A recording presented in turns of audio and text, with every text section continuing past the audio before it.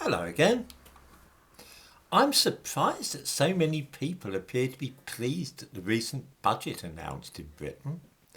I suppose that for left wingers, the astronomical sums of money being thrown at public services are a sign that everything is going well. For the rest of us, though, they are an awful warning sign that the country is about to plunge into an abyss of inflation and debt. The reason for this is fairly obvious to many of us. These billions of pounds being promised for the increasing cost of government departments and to hand out in social security payments do not belong to the government. The government does not have a single penny to spend. All they have is our money. They take this from us through increased taxes and national insurance payments. In other words, all those great pledges to spend more money are just another way of saying that the government is going to steal more money from us and then spend it on what they think is important, rather than leaving it to us to decide what we want to spend our money on. It really is a sophisticated version of the three-card trick. When I see newspapers like The Guardian talking enthusiastically about increases in public spending, I honestly wonder if they know where that money is coming from. Of course, if you're going to sling money around like this, inflation is a real danger. Remember the 1970s when annual inflation reached 25%. The way to keep that down is to ensure that however much prices are going to soar, our wages will not keep pace with the price rises. That's the other part of the government's plan.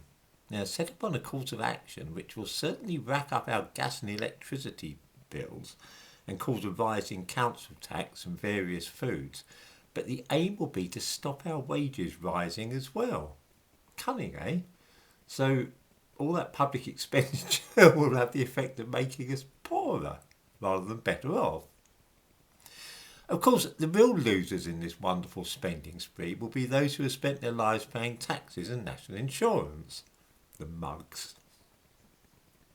I'm talking about those people reliant upon the old age pension.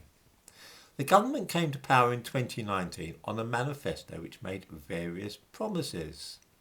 One of these was that old age pensions would rise each year by either the rate of inflation, the rate of average wages, or 2.5%, whichever was the highest. This was the so-called triple lock for pensions. It was suspended a few months ago and has now been quietly dropped completely.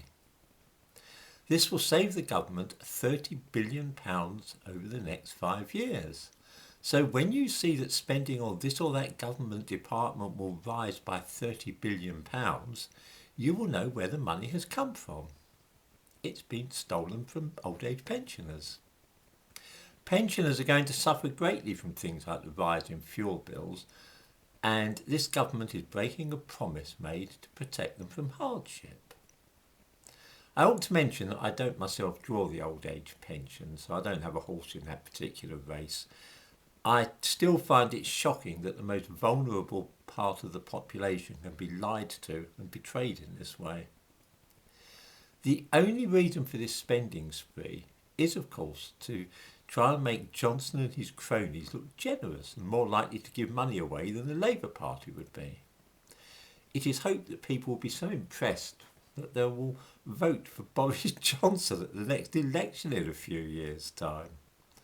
Just to remind people, one more time, it is your money that the government is spending.